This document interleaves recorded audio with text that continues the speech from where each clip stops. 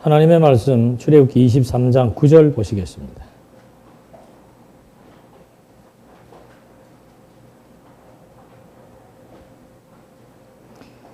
(23장 9절) 이방 나그네를 압제하지 마라. 너희가 이집트 땅에서 나그네였기 때문에 나그네의 심정을 알 것이다. 그러니까 약한 백성들에 대한 율례, 지금 율례라고 하는 것은 판결조례라 그랬습니다.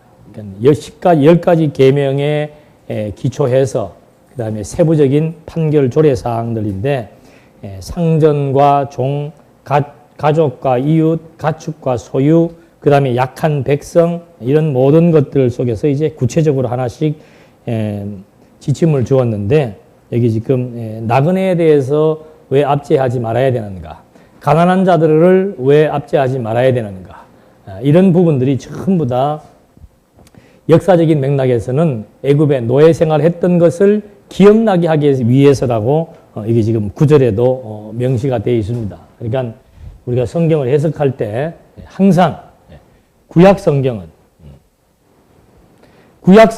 직접 오늘에 대입을 시키면은 그건 완전히 잘못된 해석이 되는 겁니다. 그래서 지금 뭐 오늘 나오게 될 이런 안식일이라든지, 구약 성경이 안식일 지키라고 그랬다, 오늘 안식일 지켜야 된다, 이런 대입은 해석의 기본이 안 되는 사람들이 하는 해석이에요. 그래서 구약은 원리적으로 하나님의 자기 계시인데, 이 계시의 형식, 원리가 뭔가 하면은 언약이라 그랬습니다. 언약과 성취라 그랬습니다. 그러니까 구약은 하나님께서 아담을 세우셔서 세우신 그 3대 언약, 그 언약을 둘째 아담 그리스도로 말미암아 성취해 주실 것, 그런 내용들이 지금 구약과 신약의 내용이에요. 그러니까 약속해주고, 약속을 시대마다 예언자를 보내서 예언을 해주고, 그 예언대로 그리스도가 성취하시니까, 야, 진짜 하나님은 살아계신다, 그 사실을 알 수 있는 거예요. 그래서 원리는 언약과 성취이고, 방법은 그리스도에 대한 언약이고 그리스도의 성취입니다. 그리고 그 내용은 바로 하나님의 나라에 대한 내용이지요. 근데 이 내용을 해석하는 방식이 뭔가? 그게 모형과 실체에 의한 방식으로 해석을 해야 된다, 이 말이죠. 그러니까 모형이라고 하는 것은 현세적인 것을 의미하는 겁니다. 그냥 그 시대에 진짜로 나그네 되었던 사람들, 가난한 사람들, 병든 사람들, 또는 남의 집 소가 우리 집에 와서 밭을 뒤집어 놓았으면 우리 집 소되고 그 집에 가서 똑같이 밭을 다 엎어버리는 거, 이게 전부 모형적인 거, 현세적인 거니까. 그래서 이스라엘이라고 하는 나라는 지금 이 역사선상에 있잖아요. 그게 바로 현세적이고 모형적인 국가라, 이 말입니다. 그러면 실체는 뭔가? 이스라엘 나라를 통해서 하나님이 언약해 주셨는데, 그 나라는 바로 그리스도로 말미암아 세우실 하나님 나라에 대한 약속이며 모형이었다, 그거죠. 그러니까 구약 성경은 전부 다 누구를 중심으로 실체적으로 해석을 해야 되는 겁니다. 실체 해석이 바로 뭔가? 그리스도라고 하는 렌즈를 통해서 해석을 하는 것을 말하는 거예요. 그러니까 구약 성경의 모든 내용은 누구에 대한 가르침이다? 누가복음 24장 44절에 나오잖아요. 내가 원래 잘 못 외우는데 요새 하도 그거를 봐가지고 외웠어. 누가복음 24장 44절에 보면은 구약의 율법과 시와 선지자는 내게 대해서 증거하는 것이다. 나를 가리키고 있다. 그러니까 구약은 언약인데, 그 언약의 내용인 구약 성경 전체는 바로 그리스도를 통해서 성취하실 내용에 대한 언약이며 모형적으로 주어진 것이다. 그런 이제 기본적인 맥락 속에서 이제 23장 10절로부터는 하나님을 섬기는 율례가 나옵니다. 하나님을 어떻게 섬기는가? 그러니까 구약시대 때는 모형적인 시대니까 하나님 섬기는 것도 모형적인 방식에 의해서 섬기게 되어 있는 거예요. 첫째는 어떻게 하나님을 섬겼는가? 안식년과 안식일을 지키는 거. 그게 하나님 섬기는 방법입니다. 구약 때는 어떻게 하나님을 섬겼는가? 첫째, 안식년을 지키고 안식일을 지키는 겁니다. 안식일은 일주일에 하루. 그 다음에 안식년은 6년 다음에 7년째. 이런 것이 안식년이에요. 그러니까 6년 일했으면은 1년째는 쉬게 하고, 땅도 6년 동안 갖고 있으면은 1년 동안 쉬게 하고, 그것이 구약 때는 하나님을 섬기는 뭐예요? 방법이에요. 애굽에서는 그런 게 있습니까? 없습니까? 없었어요. 그러니까 이것이 완전히 애굽과 하나님의 백성과의 구별을 시켜주는 거란 말입니다. 애굽에 종살이 할 때는 쉬는 날이 어디가 있어요? 쉬는 날도 없는데 1년 동안 쉰다? 말도 안 되는 소리지요. 애굽에 있을 때는 누가 가난한 사람을 보호하고 약자를 보호하고, 예? 애굽에 있을 때 무슨 뭐 주인과 상절의 무슨 법에 의해서 뭐 보상을 받고 배상을 하고 그런 거 없습니다. 노예 생활은 막 일방적으로 착취당하는 거예요. 그런데 하나님께서 애굽에서 해방시켜서 가나안 땅에 갖다 놓고 나서는 이제는 너희들이 그렇게 하지 마라. 애굽에서는 애굽 사람들이 먹는 음식 주는 대로 먹어야 되지만 이제 내 백성들은 돼지고기 먹지 말고 소고기하고 양고기만 먹고 무슨 풀들은 독소가 있으니까 먹지 말고 이렇게 다 먹는 음식부터 시작해가지고 옷도 유대인들이 입는 옷과 애굽인들이 입는 옷이 다릅니다. 완전히 달라요. 머리 모양도 다르고 옷도 다르고 음식도 다르고 문화를 통해서 완전히 구별해 주는 거예요. 왜 그랬는가? 애굽의 문화와 유대 문화의 완전한 구별성을 통해서 무엇을 기억하라고? 애굽에서는 안 그랬는데 오늘 우리는 먹는 것도 입는 것도 사는 것도 모든 문화생활이 완전히 다르다는 문화를 통해서 하나님이 우리를 애굽에서 해방시켜 주셨으므로 오늘 우리가 이러한 문화생활을 한다는 사실을 잊어버리지 않고 기억나게 해주어서 그런 문화생활을 주신 거라 그 말이에요. 그렇다면 오늘의 안식일은 뭐예요? 오늘의 안식일은 뭐예요? 구약 백성들은 실제로 일을 하지 않고 하루를 쉬는 것이 안식일입니다. 오늘 그건 모형적이라고 그랬죠? 모형적인 거. 오늘의 안식일은 뭐예요, 그러면? 실체적인 안식일은? 그리스도가 아예 일을 안 하고 하루 쉬는 정도가 아니고 완전히 그냥 죽음을 통해서 온전한 안식을 이루어 버리신 거예요. 그러니까 오늘은 우리가 6일 동안 일하고 하루 쉬는 게 아니고 일주일 내내 뭐 하는 거예요? 안식을 누리는 거예요. 쉼을 누린다 이 말입니다. 그게 바로 뭡니까? 마음의 뭐예요? 오전에 말씀드린 대로 마음의 평화를 누리는 거예요. 뭘 깨달음으로? 그리스도를 깨달아 믿음으로 말미암아 마음의 평화를 누리는 이것이 오늘 우리가 안식일을 지키는 것과 같은 맥락이라 그 말입니다.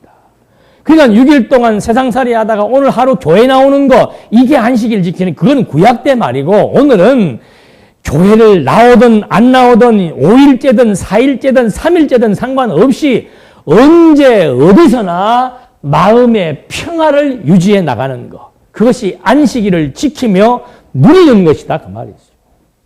근데 왜 자꾸 오늘날 교회에 빠지면 안식일 범했다고 그러느냐? 그건 진짜 성경 해석에 초보도 모르는 사람들이 강요하고 가르치는 거. 교회 나와야 되니까.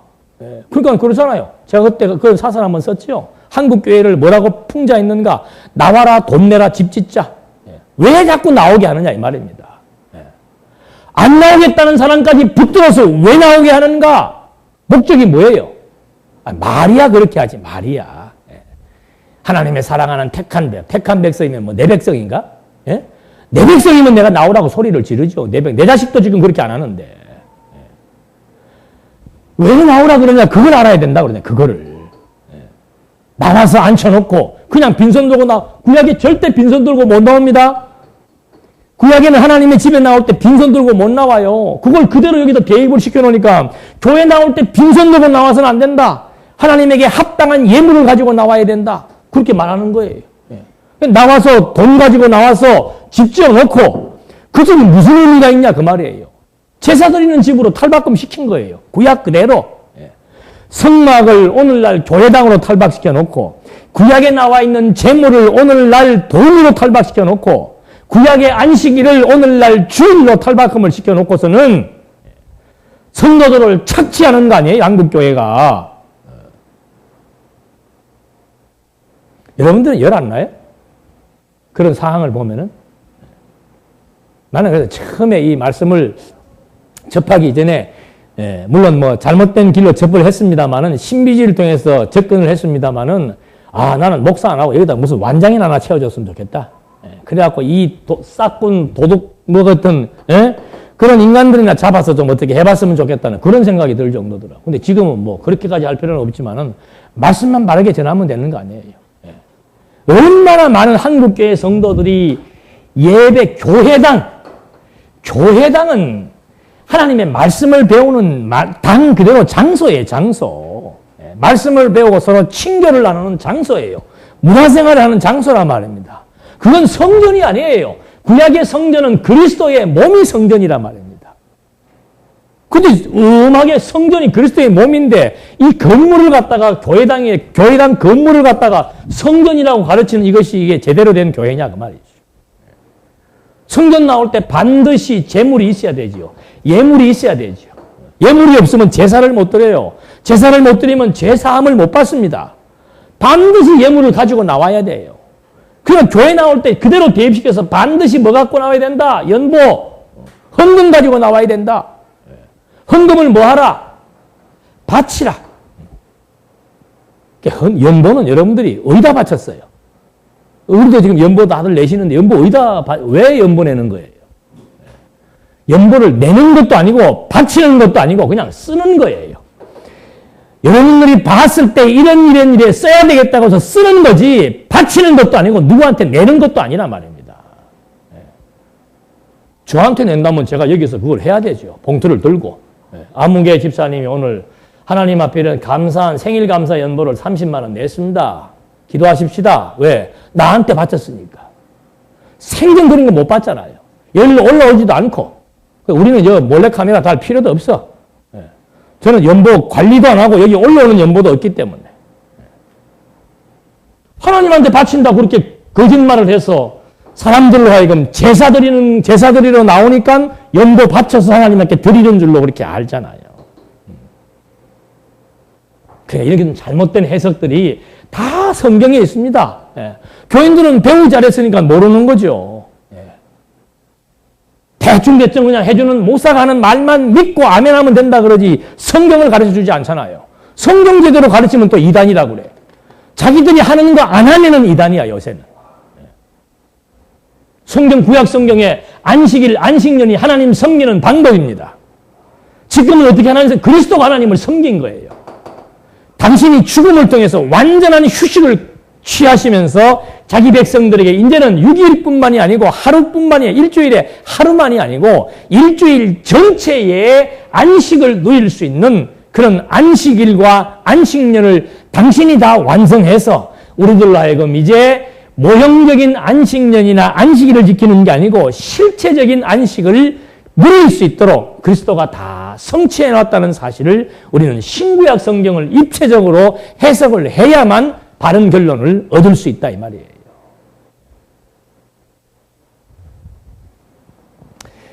그 다음에 이제 나오는 내용이 안식년과 안식일.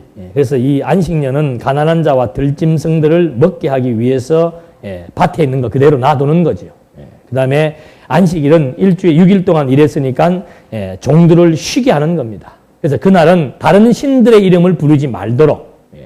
왜 안식일날 우리가 쉬는가를 통해서 하나님 여호와이심을 애굽에서 해방시켜 주신 여호와이심을 기억나게 해주는 것이죠. 그러니까 안식일도 최초의 안식일이 뭐예요? 하나님께서 창조하신 거예요. 하나님이 일하신 거예요. 창조하시고 하나님이 안식하셨단 말입니다. 그 안식이라고 하는 것은 뭔가 일하다가 쉬는 거라 그 말이죠. 이스라엘 민족들은 6일 동안 일하다가 하루 쉬는 거예요. 그게 안식입니다. 막 전쟁 치르다가 승리해가지고 평화를 누리는 겁니다. 그게 안식이에요. 애굽의 노예 생활에서 해방돼가지고 가나안 땅 사는 게 안식이었단 말입니다. 이런 모형적인 사건들은 이제 그리스도로 말미암아 그리스도의 백성들이 심령의 평안을 얻고 정말 걱정, 근심, 불안에 시달리지 않고 마음의 안정감을 누리며 사는 이것이 성경이 말하고자 하는 참된 안식이다. 오늘 우리가 마음이 왜 편한 거예요? 여호와에 대한 지식이 있으니까 마음이 편한 거 아니에요. 마음 편하다는 것은 역으로 여호와에 대한 지식이 있다 이 말입니다. 하나님을 알므로 말미암아 안식을 누린다는 것.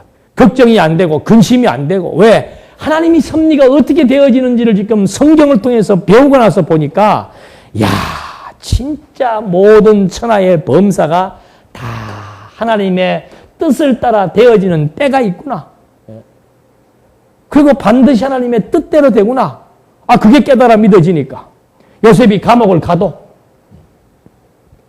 걱정하고 근심하지 않을 수가 있었고, 다윗이 사울을 죽일 만한 그런 아주 그냥 환경에 처해 있었어도 피 흘리는 일을 삼가할 수 있었던 여유가 어디에서 나오는가?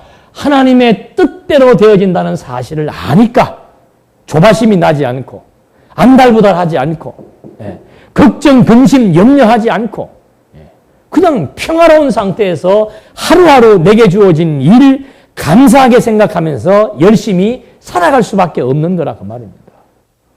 아, 이 지식이 없어지니까 그 다음부터는 이제 자기가 주인이 되어가지고 자기 인생 자기 마음대로 계획해놓고 이 일은 이렇게 돼야 되고 저렇게 해야 되고 이 일의 규모는 이렇게 돼야 되며 저 일은 저렇게 되는 것이 정석이라고 자기가 마음대로 정해놓고 나서는 그대로 안 되니까 그 다음부터 뭐 하는 거예요? 실망하고 원망하고 낙심하고 근심하고 막 미래에 대해서 불안하고 초조하고 온갖 잡병들이 다 생기는 거 아니에요. 그래서 여호와의 지식 딱 들어오는 순간부터 어떻게 돼요? 그냥 깨끗하게 아주 평화로운 상태가 마음속에 유지되게 된다는 것, 이것이 안식에 대한 신학적인 의미인 것을 확인을 해본 겁니다. 그 다음에 나오는 것이 여호와께서 절기 지키는 여러 가지 율례를 명합니다. 하나님 섬기는 방법이 뭔가? 그 다음에는 안식일을 지키다가 그 다음에는 절기 지키는 겁니다. 절기. 그 절기가 14절에 보니까 매년 3번 내게 절기를 지켜라. 1년에 3번입니다. 무교절을 지켜라. 내가 내게 명령한 대로 아빕월에 정한 때에 7일 동안 누룩 넣지 않은 빵을 먹어라. 내가 그때 이집트에서 나왔기 때문이다. 내 앞에 빈손으로 나오지 마라. 여기 나오네요. 밭에 씨를 뿌려 거둔 곡식의 첫 열매로 맥추절을 지키고 밭에서 가꾼 것을 거두어 드리는 한 해의 끝에 수장절을 지켜라. 너희 남자들은 모두 매년 3번씩 주 여호와께 나와야 한다. 나의 희생 제물의 피를 누룩 넣은 빵과 함께 바치지 말고 내 절기의 제물의 기름을 아침까지 두지 마라. 내 땅에서 난 첫 열매 중 가장 좋은 것을 내 하나님 여호와의 집으로 가져와라. 새끼 염소를 그 어미의 저주로 삼지 마라. 절기를 3번, 1년에 3번 절기를 지키되 그 절기를 지키는 법도까지 다 말해주고 있습니다. 첫 번째 절기가 뭔가? 무교절이에요. 무교절이라고 하는 것은 유대인들이 빵 먹잖아요, 아침을. 빵을 먹는데 그 빵에다가 누룩을 넣지 않는 빵이에요. 별 맛이 없죠. 그게 벌써 늘 먹는 빵하고 틀리니까 윗빵을 왜 먹냐 이 말입니다. 또 아는 사람들은 그 누룩 없는 빵을 씹으면서 뭘 기억하는 거예요? 성경에 나온 그대로 애굽에 종살이했던 과거 역사를 기억하면서 하나님 우리 열조와 맺은 언약대로 우리를 애굽에서 해방시켜서 오늘 이렇게 평화로운 삶을 살게 해 주시는구나. 그 사실을 기억나게 해주는 것이 바로 무교절 절기란 말입니다. 그 절기를 지킬 때는 하나님 앞에 반드시 빈손 들고 나오지 말고 제물을 드리라 그 말이죠. 이 제물이 과거에 애굽에 종살이할 때는 이런 제사도 못 드렸을 뿐만이 아니고 제물도 필요 없지요. 음식이 뭐 있어요? 먹을 것도 없는데. 그런데 벌써 무교절을 지킬 때 제물을 가지고 하나님 앞에 나올 때 제물을 가지고 있는다는 것 자체만 해도 뭐 한 거예요? 감사한 거지요. 과거 애굽에서는 먹고 살기도 힘들었는데 지금은 이렇게 제물까지 양이나 소나 짐승 제물까지 가지고 와서 여호와 앞에 제사를 드린다. 너무너무 감격스러운 사건이라 그 말입니다. 그래서 이 무교절은 6월절 때 지키는 절기입니다. 6월절은 이스라엘 민족들이 애굽에 종살이할 때 마지막 재앙을 내릴 때 애굽의 장자는 다 죽였지만은 유대인들의 장자는 다 살려준 것을 기억나게 하는 거지요. 그래서 이 무교절 절기를 지킬 때 빈손 들고 나오지 말고 제물을 드리고 맥추절이 나옵니다. 맥추절은 밭에 뿌린 것의 첫 수확을 말하는 겁니다. 우리가 지금 지난 주일날 맥추절 했었지요. 우리가 하는 것은 절기를 지키려고 하는 것이 아니고 그냥 특별 연구하기 위한 항목으로 맥추절이라고 해놓은 거예요. 우리가 보리농사 짓는 사람이 어디가 있어요? 이 맥추절은 보리농사 지을 때 하는 건데. 그래서 이 맥추절, 밭에 뿌린 것의 첫 열매를 하나님께 드리는 거. 그러니까 가나안 땅에 정착해서 처음 보리농사를 해가지고 수확을 했을 때 얼마나 그 감격이 대단하겠습니까? 내 땅 한 평 없다가 처음 내 땅을 구입을 해서 그 내 땅 속에서 우리가 경작을 해서 그 곡식이 났다. 우리가 집 없이 살다가 아파트 내 집 하나 구해가지고 처음 집 샀을 때의 감격과 유사한 거라 그 말입니다. 근데 우리는 아파트 새로 사가지고 감격하는 것이 한 달 지나고 나서부터는 이제 없잖아요. 한 2, 3년 지나면 아파트가 좁잖아요. 왜 그런가? 이런 제사를 안 들어서 그런 거라 그 말이죠. 여호와가 기억나지 않으니까. 야, 내 과거 기억이 그래서 중요한 거예요. 과거를 기억한다라고 하는 것이. 야, 내 과거에 그렇게 힘들고 어려웠었는데 하나님께서 어떻게 나를 이렇게 살게 해서 오늘 이 집을 장만하게 해 주었구나. 그 사실을 1년에 한 번만 제대로 기억을 해도 감사와 찬송이 나오지. 여호와의 은혜가 기억나는 게 아니고 아이고 집이 왜 이렇게 좁아 하기 시작을 하면은 그때는 내 과거를 잊어버렸기 때문에 그렇다 그 말입니다. 현재에 만족이 없는 사람들은 과거 돌이키면 만족이 나와요. 과거 돌이키면. 그래서 이런 절기들, 그 다음에 수장절은 마지막 추수를 거두는 겁니다. 마지막 추수를 거두어서 저장시키는 절기이기 때문에 수장절이라고 말하는 거죠. 그렇게 해서 이스라엘 남자들은 1년에 3번은 꼭 성전에 나와서, 성막에 나와서 여호와 앞에 이 3대 절기를 지키라고 이렇게 율례의 법도를 통해서 주신 거지요. 지킬 때는 희생의 피를 유교병과 함께 드리지 마라. 다시 말해서 피 드리는 그런 제사를 드릴 때 누룩 있는 빵을 같이 먹어서는 안 된다 그 말입니다. 반드시 누룩 없는 빵을 먹어야 된다. 그래서 오늘이 유월절이라고 하는 사실을 명확하게 구분해서 기억하게 해주는 것이고 희생의 기름을 아침까지 두지 마라. 기름 오래 두면 상하잖아요. 그 기름은 아침까지 두지 말고 그냥 하루 저녁 딱 하는 걸로 끝내어서 바로 기름을 제물에 바르고 이런 성전 제단에 바르잖아요. 깨끗한 기름으로 써라 그 말입니다. 그 다음에 이제 첫 것을 여호와께 드려라. 왜 첫 것을 드리라고 하는 거예요? 첫 것을 드리라는 이유가 절기를 드릴 때 왜 첫 것을 드리라는 거예요? 뭘 기억나게 하시려고? 구약에서 누가 죽은 거예요? 애굽의 첫 것들이 다 죽었단 말입니다. 그리고 위의 첫 것들은 다 산 것이에요. 그걸 기억나게 하시려고 뭘 드린 겁니까? 첫 것을 드린 거예요. 그렇대 그래. 자식 나가 장남 낳았다고 그냥 어머니가 우리 장남 하나님 앞에 구약의 첫 것들이라고 했으니까. 그래갖고 뭐 하나님의 일하는 뭐 목사 되는 게 첫 것 드리는 제물 드리는 걸로 착각을 해서 그렇게 드리는 부모들 많다 그러잖아요. 그런 것들이 전부 이런 구약 해석을 잘못한 겁니다. 그 다음에 염소 새끼를 그 어미의 저주로 삼지 마라. 그 애굽 사람들은 뭐 새끼들은 우리나라도 그거 먹잖아요. 돼지 그 애제라 그래가지고 돼지 새끼. 제가 그거 먹고 사고 났잖아요. 저 전주에서 노예할 때. 전주에 그 마이산 밑에 유명한 음식이 뭔가 하면 돼지 새끼. 폐에 있는 그 새끼를 탕으로 끓여 먹는 그 요리가 전주에 유명하더만. 그 애굽 사람들은 돼지 새끼를 이렇게 먹어요. 짐승 새끼를 먹는단 말이야. 그러나 너희들은 그러지 마라 그 말이죠. 그건 너무 잔인한 행동이니까 그러지 마라. 다른 나라 사람들은 그걸 다 먹더라도 너희는 그렇게 먹지 마라. 뭐 하는 거예요? 구별하는 겁니다. 구별하는 거. 문화, 식생활을 통해서 구별하는 것. 잔인한 행동을 하는 애굽 사람들과 내 백성은 다르다는 것을 지금 확실하게 구별하는 거죠. 왜 잔인해지는가? 하나님의 뜻을 모르니까. 하나님이 하신다는 걸 모르니까 인간이 자기 주관, 자기 생각에 맞지 않으면 잔인해지는 거예요. 그게 분노가 생기는 거예요. 하나님이 하신다는 거 알면은 분노 생길 게 없는 거죠. 그러나 하나님이 하신다는 걸 모르면은 감정이 앞서서 분노가 생긴다. 그 분노가 잔인한 행동을 하게 하는 거죠. 그래서 너희들은 항상 출애굽 시켜주신 여호와 하나님에 대한 지식이 있게 되면은 그런 생각들이 들지 않게 되는데 그걸 모형적으로 그들의 실생활을 통해서 하나하나 설명을 해준 겁니다. 그래서 6월절은 6월절에 희생이 되어서 제물로 죽으신 그리스도에 대한 모형이에요. 그러니까 자기 백성들을 살리려고 6월절 때 하나님께서 유대인의 백성을 살리려고 그 짐승을 잡아서 피를 어떻게 한 겁니까? 문설주에 다 발라놓은 거예요. 그 피를 보고 죽음의 사자가 유대인들의 첫 것을 다 살려주신 것처럼 예수께서 당신의 피로 말미암아 자기 백성들의 생명을 보존하고 구출해 내었다는 사실, 그걸 지금 기억나게 하는 것이 구약의 유월절이며 오늘의 유월절에 대한 신학적 의미란 말입니다.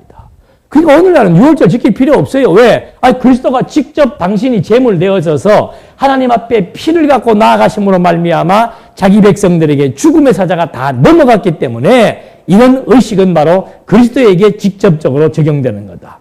맥주절 첫 열매를 드리는 거죠. 첫 열매. 예수님이 부활의 첫 열매가 되어가지고 하나님 앞에 나아갔잖아요.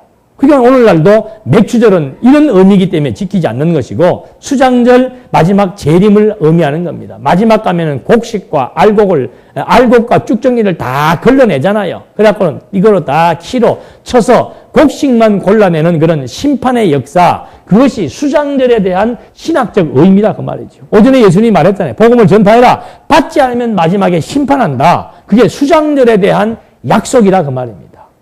그러니까 유월절도 그리스도, 맥주절도 그리스도, 수장절도 그리스도.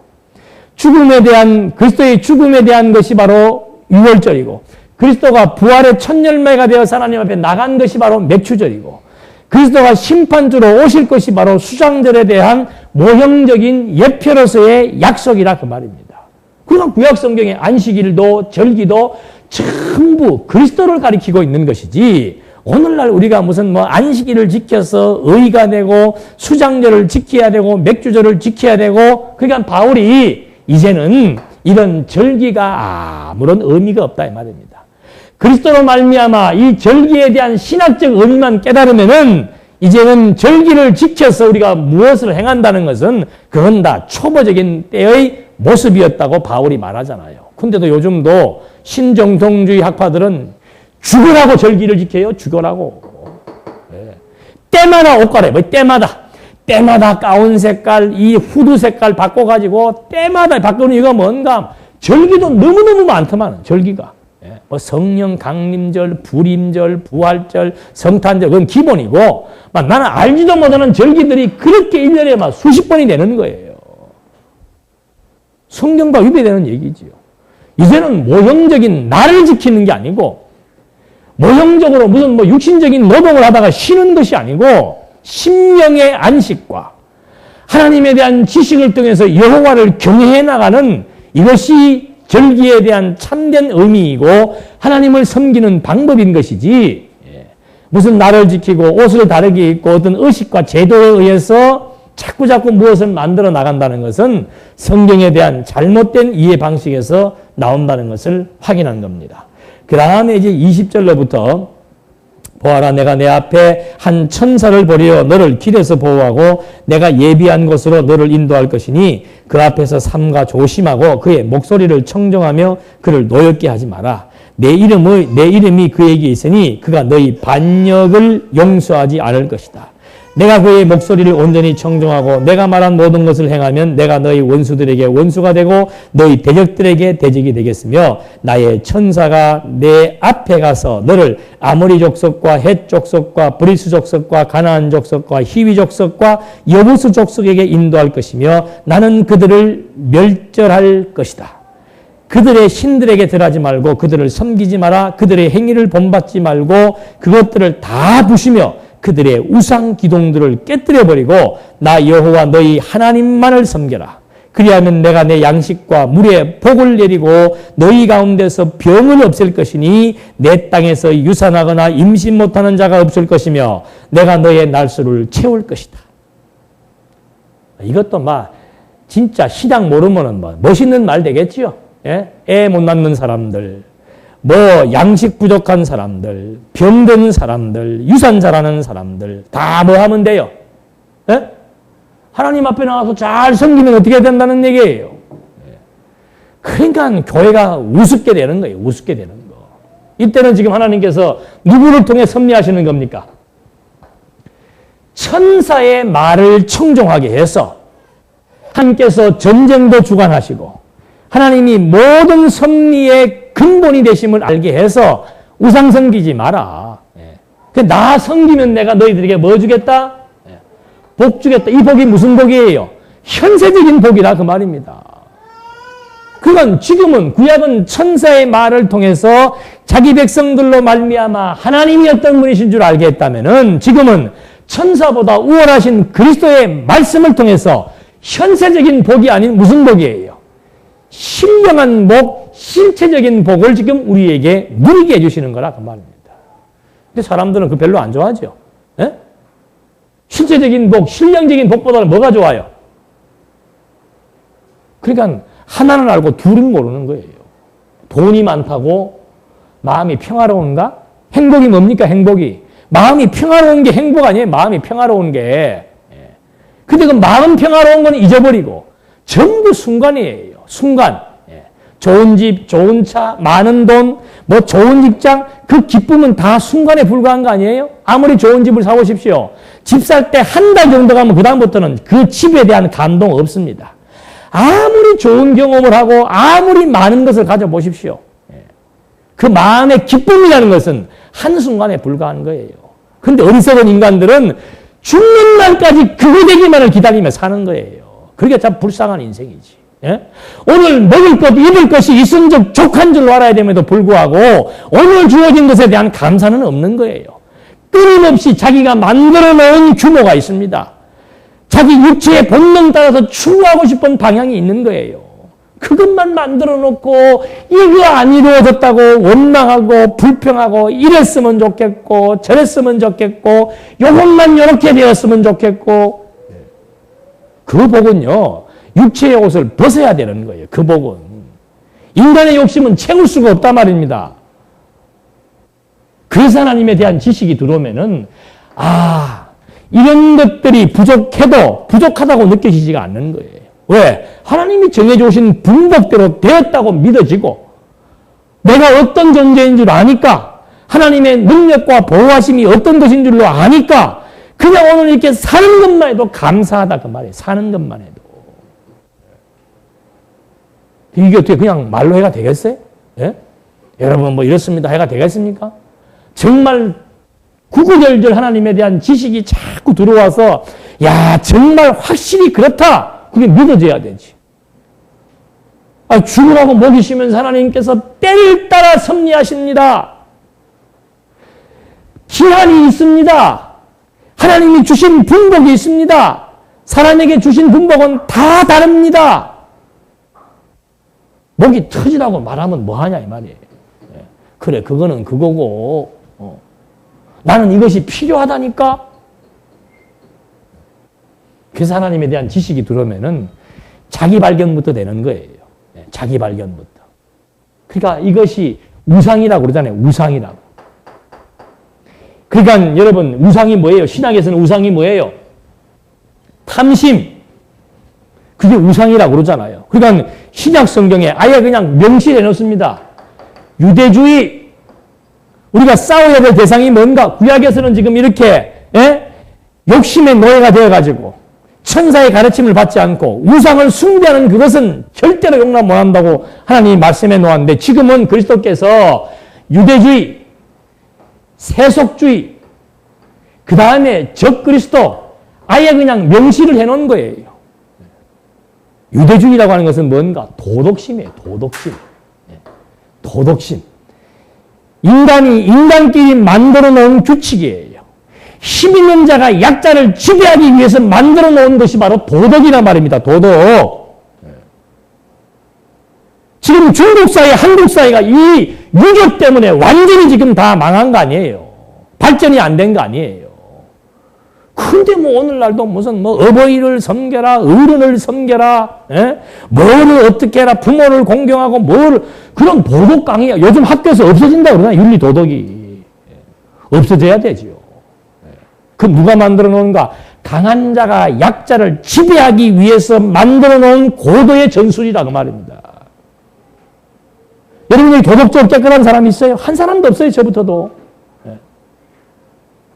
그 잣대를 가지고 지금 전부 다 얽어내는 거예요, 지금. 부흥회가 뭔가? 인간의 도덕심 자극하는 거예요, 도덕심 자극하는 거. 그게 회개시키는 거예요. 죄를 지적해서 회개시키는데 성경에 나오는 율법을 도덕법인 줄 안다, 이 말이에요. 칼빈도. 그러니까 성경 공부하면서 보면은 막, 아이고, 이거 큰일 났네. 거짓말 하지 말았는데 거짓말하고, 이거에서 걸리고 저거에서 걸리고 전부 그걸 도덕적으로 보니까 여호와 하나님을 기억나게 하는 계시적인 종교법으로 보지 못하고 인간의 도덕법으로 보니까 그럼 교회 나와서는 외식을 할 수밖에 없는 거예요. 외식을. 체할 수밖에 없고 외식할 수밖에 없고. 그게 도덕적인 제도를 만드는 겁니다. 도덕적인 제도, 도덕적인 관습, 이게 율법주의라 그 말. 율법을 도덕법으로 본 그것이 유대주의라 그 말입니다. 율법을 그리스도로 보지 못하고 율법을 도덕으로 본 것이 유대주의예요. 그러니까 예수님이 얼마나 이들을 미워합니까? 이 바리새인들, 독사의 새끼들아. 너희들은 왜 그 강한 권력을 유지하기 위해서 너희들도 지키지 못하는 그런 법들을 왜 민중들을 향해서 억압하고 질책을 하고 그들에게 두려움을 갖게 하느냐? 인간의 본능이에요. 죄책감이라고 하는 것은 인간의 본능입니다. 뭔가 잘못하고 있으면 밤에 불안해져요. 이거 내가 이러다가 되겠나? 이거 큰일 나지 않을까? 이게 그걸 지금 유대주의가 바로 도덕성에 의해서 성도들을 도덕적으로 어루만매는 제도와 관습을 갖고 사람들에게 지금 위협과 협박을 하고 있다 그 말입니다. 아니다 이거지요. 히브리서가 그거야. 히브리서가. 그리스도. 유대주의 율법이라고 하는 것은 그리스도를 증거하는 것이고 그리스도가 성취할 내용을 가리키는 것이지 그게 무슨 우리끼리 살아가는데 어떤 규칙이나 규범이 되어서는 안 된다라고 지금 성경이 말하고 있단 말입니다. 그러면 뭐 교회에서는 뭐 법도 없고 법은 없어요. 법이 있다면 사랑의 법이에요. 하나님이 어떤 분이신 줄 아는 만큼 자기 조절 능력에 의해서 하나하나 하나님이 기뻐하시는 방향으로 방향성이 달라지고 하나님이 기뻐하시는 내면세계의 변화에 의해서 성령의 열매가 점진적으로 맺어지는 것을 의미하는 것. 그리스도의 형상을 닮아가는 것을 말하는 것이지 그게 무슨 법과 제도에 의해서 규칙에 의해서 사람들을 얽어매어서 움직여 나가는 게 아니란 말이에요. 그게 우상이에요. 그게 우상. 그거 타파해야 돼요. 유대주의와 교회는 투쟁하는 교회입니다. 교회가 무엇과 싸우는가? 이것과 싸우는 거예요. 이것과 싸우는 거. 교회는 도덕이 아니고 건덕이에요. 건덕. 도덕이 아니고 건덕. 큰 자가 약자의 짐을 지는 거. 큰 자가 약자를 배려하고 이해하는 거. 그게 사랑의 힘이에요. 그 건덕을 의미하는 것이지 나는 내가 목사이기 때문에 오늘 주일날 빠지면 안 되고 지각하면 안 되겠다. 그게 도덕이란 말이에요. 목사이기 때문에 그런 것이 아니고 나 때문에 약한 사람이 혹시라도 행여 상처받을 수 있지 않을까? 그런 배려심에 의해서 움직여 나가는 사랑의 힘에 의한 행동. 이것이 건덕을 말하는 것이지 무엇이기 때문에 이렇게 해야 된다는 규칙에 의해서 움직이는 것은 바로 도덕이란 말입니다. 그게 얼마나 부자는 여기는 하고 싶어서 하는 거예요. 하고 싶어서. 하고 싶어서 사랑의 발로에 의해서 사랑의 힘에 의해서 해지니까 하는 것이고 여기는 하기 싫어도 체면과 규칙 때문에 해야 되는 거예요. 그 사람이 위선자가 되는 거예요. 하기 싫은 거 억지로 해야 되니까. 그러니까 교회에서도 그런 얘기 하는 거예요. 나오기 싫으면 나오지 말고 연보도 하기 싫으면 하지 말고 속이지 마라 이 말이에요. 연보라는 법칙이 어디가 있어요. 연보라는 법칙이. 근데 내가 이 집사인데 안 하면 되겠느냐? 해서 한다면 그게 도덕이라 그 말입니다. 그게 도덕이라 그 말이에요. 하고 싶어서 하라 그 말입니다. 하고 싶어서. 바치는 것도 아니고 내는 것도 아니고 쓰는 거니까 쓰고 싶은 마음이 있으면 쓰라 그 말이에요. 정말 이 일이 가치 없다고 느껴지면 쓰면 되는 것이고 쓰기 싫으면 안 쓰면 되는 거지. 건덕과 도덕이 차이가 나죠. 교회가 싸워야 될 것은 유대주의, 도덕성, 도덕과 싸우는 거. 이거는 반드시 자기 공로를 치하받으려고 합니다. 이게 공로주의예요. 요즘 쉽게 말하면 생색내는 거라 그 말입니다. 내가 이거 했다. 내가 교회를 몇 개를 세웠습니다. 나는 막 교회 세울 때 엄청난 연보를 했습니다. 나는 교회를 위해서 평생을 희생했습니다. 그게 도덕이란 말입니다. 누가 하라 그랬냐? 나는 너를 알지 못한다. 예수님이 그러잖아요. 나는 다니면서 엄청나게 예수를 소개했습니다. 나는 너 알지 못한다. 너 도덕으로 했잖아. 너 체면 때문에, 입장 때문에, 생색내기 위해서 한 거 나는 알지 못한다. 그게 인간의 공로주의란 말입니다.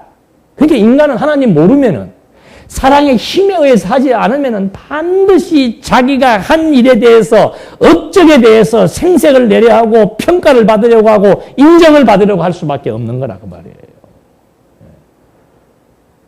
내가 너를 어떻게 키웠는데 그게 뭐예요? 그게 도덕이에요, 도덕. 아, 자식을 사랑으로 키우지. 이용해 보려고 키우나? 사랑으로 키웠으면 끝나는 거예요. 내가 너를 어떻게 키웠는데 네가 나한테 그럴 수가 있냐? 딸 자식 가신 부모들 앞으로 결혼시킬 때 잘 생각하셔야 돼. 성경 나와 있는 부모를 떠나보내는 것으로 끝나는 거예요. 키워서 부모가 어떻게 의식을 갖추게 했느냐에 따라서 큰 만큼 자기 분별력에서 자기 선호에 따라서 맞아서 결혼하는 거예요. 절대 이런 사람은 안 된다. 아이고 본인 넓은 수가 없다. 우리는 뭐 넓은 수 있어가지고 부모님들이 막 박수 치면서 결혼한 사람 저부터도 반대 결혼한 거예요. 그렇게 조건이 맞고, 예? 딱딱딱 맞아서 맞으면 뭐예요? 부부간에 뭐가 안 맞는데? 뭐가 안 맞는데? 생각이 다르면 뭐예요? 몸 하나에 머리 두 개 달린 뭐예요? 그 기형아예요, 기형아. 예.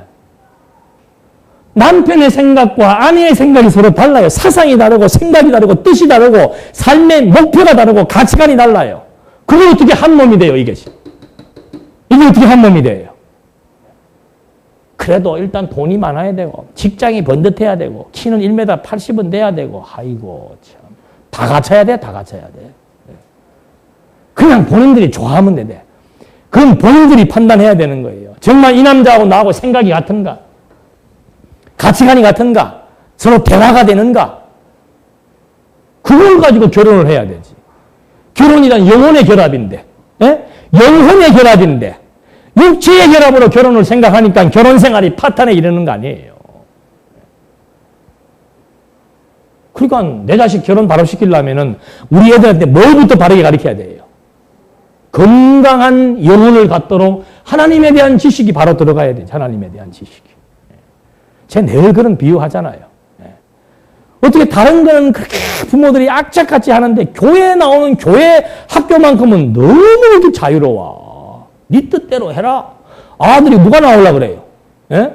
애들이 뭘 그렇게 하나님에 대해서 알고 있고 막 내가 왜 사는지 고민해가지고 초등학교 때부터 뭐하러 이렇게 교회 나오겠다고. 예. 중고등학교 가면 당연히 나오기 싫지. 그래 네 하고 싶은 대로. 학원도 하고 싶은 대로 하라 그러고 공부도 하고 싶은 대로 하라 그래야지. 다른 거는 다 그냥 부모가 그냥 막 반 애들을 잡더만요. 이거 전화기로 해가지고 지금 어디고? 어디 오고 있노? 시간까지 재. 땡 하면 벌써 막 집에 들어오자마자 밥 주고 바로 그 방에다 집어넣고 막. 그 정성 가지고 교회 교육 좀 제대로 시켜보죠. 하나님 어떤 분이신지 좀 알아야. 이거 모르면 인간 아니에요. 성경대로 말하면 짐승이란 말입니다. 인간은 영혼을 가진 게 인간인데 영혼의 기능이 지금 발휘되지 못하고 영혼의 기능이 마비된 상태에서 인간이 산다, 인간답게 산다? 기대하는 게 잘못이죠. 종교교육은 목숨 걸고 해야 되는 거예요. 종교교육은. 예? 부모가 하나님께서 나를 부모의 자리로 남겨놓으신 이유는 하나님이 그렇게 부모의 자리에 만들어 놓은 거 아니에요. 내 자녀에게 내가 섬기는 하나님, 우리 자식도 섬기게 하는 것이 내 사명이란 말입니다.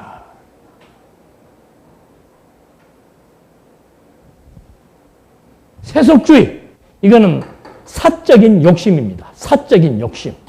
먹는 거, 입는 거, 마시는 거, 나보다 더 많이 가지는 거. 예. 이건 그냥 완전히 이것도 본능이, 이건 진짜 본능이죠. 본능 문화. 눈만 돌리고 나가면 다 이거예요. 눈만 돌리고 나가면 다. 예. 아이고, 우리 남편이 돈만 조금만 좀 더 많이 벌었으면 좋겠는데. 그게 세속주의에 함몰된 거예요. 그 좀 더 벌어서 뭐 하게요? 그거 좀 더 벌겠다고 또 교회 또 그냥. 예. 저는 말은 안 하잖아요. 내가 뭐 먹고 살만한 거 책임질 능력이 있어가지고, 예. 직장 때문에 교회 못 나갔다 그러면, 아이고, 우리 교회 나오셔야죠. 말하려면 내가 이 사람 한 달에 100만 원이면 100만 원이라도 주면서 교회 나오게 해야 될 거 아니에요. 그런 능력이 없으니까 말은 안 하는 것 뿐이에요. 그게 잘해서 그런 것이 아니고, 돈 50만 원, 100만 원 적게 벌더라도 하나님 어떤 문제 아는 것이 훨씬 더 중요하고 내 마음의 진정한 행복을 누리게 해주는 요인인데 그것보다는 뭐가 더 앞에 커요? 돈 100만 원이 훨씬 가치롭죠. 돈 100만 원이 여호와에 대한 지식보다 훨씬 가치롭죠. 그러니까 뭐 주일에 대한 개념도 없는 거죠. 뭐 무슨 일이 없어서 지금 못 빠지는 거야, 보니까. 어떤 사람들은. 일만 생기면 그냥 당연히 빠지는 줄 알지. 일만 있으면 당연히 빠지는 거예요. 다 자기 영혼 피폐해지는 거예요. 영혼 피폐해지는 거. 낙이 없죠, 그러니까. 즐거움도 없고 힘도 안 나고. 제가 또 말씀드릴게요. 이거 일주일에 한 번 들어가면 힘 안 납니다. 아니, 우리가 사는 곳은 세속의 바다예요. 세속의 바다. 쾌락주의는 사적 욕심에 의해서 세속주의는 쾌락을 낳습니다. 그냥 모든 보고 듣고 모든 것들이 전부 세속 쾌락 위주예요. 쾌락 위주. 아니, 7일 동안 1시간 조금 정리해가지고 나머지 6일 23시간을 이 바다에 살아야 된다는데. 걱정 근심 안 하고 살아요? 그건 말이 안 되는 소리죠. 걱정 근심 안 하고 산다는 게. 정 바쁘면, 그 지난주에 정 바쁘면 아침에 일어나서 성경책이라도 몇 줄 좀 보시라고 그러잖아요. 그것도 눈 아파서 보기 싫으면 그냥 눈 감고 기도라도 좀 하나님 앞에 하는 단 30초든 1분이든. 그런 생각이라도 있어야 눈에 보이는 것 때문에 내가 지금 함몰되지 않을 수 있죠. 보이는 거에 빠지지라도 않을 수가 있지. 그것 때문에 마음에 낙심하고 실망하고 원망은 되더라도 거기에 같이 빠져들지는 않을 수 있지요. 그거 안 되니까 그냥 팽 보이는 게 그냥 보고 만지고 듣고 먹고 전부 세속이죠. 세속주의. 사적 욕심에 대한 제동. 그게 교회의 투쟁의 대상이에요. 투쟁의 대상. 적그리스도는 뭔가? 그건 종교성이죠. 종교성. 예수의 육체로 오심을 부인하는 거. 육체로 오심이 왜 중요한가? 그게 구약에 언약되었기 때문에 그래요. 언약대로 오신 그리스도심을 증거하는 거.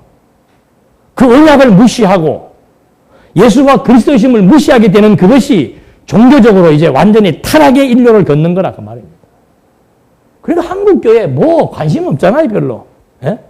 예수가 왜 그리스도이신지에 대한 관심도 없고 성경을 왜 공부해야 되는지에 대한 관심도 없고 교회가 왜 필요한지에 대한 관심도 없고 그냥 나와서 1시간 동안 앉아서 그냥 대충 하는 말 듣고 내가 절차에 따라 가지고 시키는 대로 하고 절차에 따라서 연복기에 돈 넣고 출석하고 그리고 나가면 6일 동안 좀 마음이 어떻게 해요? 좀 든든하고 좀 신앙 좋은 사람은 새벽이라도 와서 부르짖어야 하루가 좀 이렇게 편안한 것처럼 느껴지고 그래서 교회가 싸워야 될 대상 구약시대 때는 우상을 배격하라고 그랬습니다. 그 이유가 바로 뭔가? 오늘 이런 도덕성, 사적인 욕심, 잘못된 종교성 이런 것들과 우리가 투쟁해야 되는 것에 대한 하나의 모형이었죠. 그걸 천사들을 통해서 가르쳐 주었다면 이제는 그리스도를 통해서 아주 확실하게 하나님에 대한 실체를 우리에게 증거해 준 내용들 그러면서 28절 내가 왕벌을 내 앞에 보내어 히위 족속과 가나안 족속과 헷 족속을 내 앞에서 쫓아낼 것이다. 그러나 내가 그들을 내 앞에서 1년 안에는 쫓아내지 않을 것이니 그 땅이 황폐하여지지 않고 들짐승이 번성하여 너를 해하지 않도록 하기 위해서이다. 내가 번성하여 그 땅을 유업으로 받을 때까지 그들을 내 앞에서 조금씩 쫓아낼 것이니 내가 내 경계를 홍해에서부터 블레셋 바다까지 광야에서부터 강까지 정하고 그 땅의 주민들을 내 손에 넘겨주겠으니 내가 내 앞에서 그들을 쫓아내라. 그들 및 그들의 신들과 언약을 맺지 말고 그들이 너희 땅에서 살지 못하게 하여라. 그렇지 않으면 그들이 내가 내게 죄를 짓도록 만들 것이다. 너희가 그들의 신들을 섬기면 그것이 내 올무가 될 것이다. 가나안 땅을 딱 정복시켜가지고 한 방에 다 없애버리는 것이 아니고 1년 동안 놔두겠다고 말합니다. 그래야 1년 동안 놔두어야 그 땅의 곡물들이 다 번성해서 자기 백성들이 굶지 않을 수가 있으니까 1년 지나고 나서부터는 이제 완전히 그 원주민들 유대주의와 세속주의와 적그리스도에 해당되는 그런 원주민들의 문화와 뭐하라 이 말입니까? 단절하라 그 말이에요. 완전히 차별하는 겁니다. 완전히 차별하는 거. 예수 믿는 사람과 믿지 않는 사람이 확연히 다른 거예요. 그런데 우리는 확연히 다른 게 아니고 도리어 어디에 동화되는 겁니까? 믿지 않는데 동화되고 있는 게 교회가. 교회가 세속화되고 있다 그 말입니다. 물질 만능으로 교회가 부추기고 있습니다. 교회의 모든 문화가 세속 문화와 차별이 없습니다.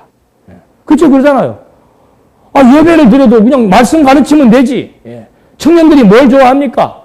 기타 치고 드럼 치고 노래하는 거 좋아하니까. 세속 문화하고 똑같은 노래 내용만 달라요. 가사만 달라. 그래 막 쿵짝쿵짝 했다가 또 템포 느리게 해서 울었다가 웃었다가 소리 질렀다가 그게 세속 문화하고 뭐가 다르냐 이 말이에요. 하나님에 대한 지식에 의해서 분별력을 가져야 되는데 그런 감성주의적인 문화가 이미 교회 안에 자리를 잡아서 이스라엘 백성들이 가나안 원주민들을 퇴치하지 않고 그들의 문화와 단절하지 않으니까 그들에게 동화될 수밖에 없는 거예요. 그렇게 돼서 지금까지 유대인들이 고생하는 거 아니에요. 예? 가나안 원주민들을 딱 잘라서 차별화하라고 말해 주었는데 그 문화 그대로 조금씩 그래도 농사를 지으려면 배워야 되지 않습니까? 우리가 어디에 샘이 많이 나오는지 어디에 물이 많은지 모르니까 그들과 잘 그래도 몇 명은 살려줘야 되지 않겠습니까? 합리적이에요, 불합리화예요? 예? 지금 생면부지에 지금 서서 직장생활 하다가 지금 이 봉화마을에 지금 내가 농사지으러 왔다. 아무것도 몰라요. 당연히 원주민들과 친해야 되지요. 원주민들과 친하려면 막걸리도 마셔야 되고 원주민들이 무슨 날 돼가지고 부겁대가 놓으면 같이 부겁대가 같이 앉아서 같이 어울려야 되지요. 안 그러면 못 배워요. 농사 짓는 기술을 배워야 되고 어디에 가면 무엇이 있고 이거는 어떻게 해야 된다는 것을 다 배우려면 원주민들과 친화적인 관계를 맺을 수밖에 없단 말이죠. 그 생각을 못하는 사람이 어디가 있겠어요? 하나님이 그걸 모르겠어요? 그걸 아시는 하나님이 그들을 죽이고 그들과 단절하라고 했을 때는 하나님이 다 하실 자신이 있으니까 그런 거 아니에요. 예? 아무리 농사 기술이 발달하면 뭐합니까? 비가 안 오면 끝인데 비가 너무 많이 와도 안 되고 적게 와도 안 되는데 그건 생각을 못하고 방법적인 데만 치우쳐가지고 아이고 그래도 이것도 해야 되고 저것도 해야 되고 이것도 해야 되고 바쁩니다. 이것도 중요하고 저것도 중요하고 다 중요합니다. 뭐만 빼놓고 제일 중요한 것만 빼놓고 나머지가 또 그렇게 중요한 게 많아요. 그러니까 바쁘지요. 제일 가치롭고 제일 중요한 것은 제껴놓고 그 다음에 나머지 일이 그렇게 바쁜 거예요. 그게 제가 말을 안 하잖아요. 그러니까. 그럼 하시고 싶은 대로 하셔야지. 다 편하게 하셔야지. 그래서 이 구약에 나오는 여호와에 대한 지식, 늘 말씀드린 이 지식, 이게 가장 고상한 지식입니다. 일반 지식하고는 다른 거예요. 이 지식은 우리의 삶의 힘의 동력입니다. 내 삶의 의미예요. 우리를 행복하게 만드는 근간이란 말입니다. 어떤 지식이 우리에게 마음의 평화를, 세속적인 그 어떤 것들이 주어져도 인간의 욕심은 끝이 없기 때문에 항상 부족해요. 하나님의 제한 지식이 들어와야 오늘 주어진 여건 속에서 만족과 감사함이 넘치게 되죠. 그래서 구약에 나오는 율법의 내용들 그리스도를 통해서 실체적이고 실령적인 의미 부여를 해봤을 때도 역시 근본은 여호와에 대한 지식의 중요성에 의해서 여호와 아는 것이 우리 인간의 본분이며 가장 중요하다는 사실을 확인해 본 것입니다. 기도하시겠습니다.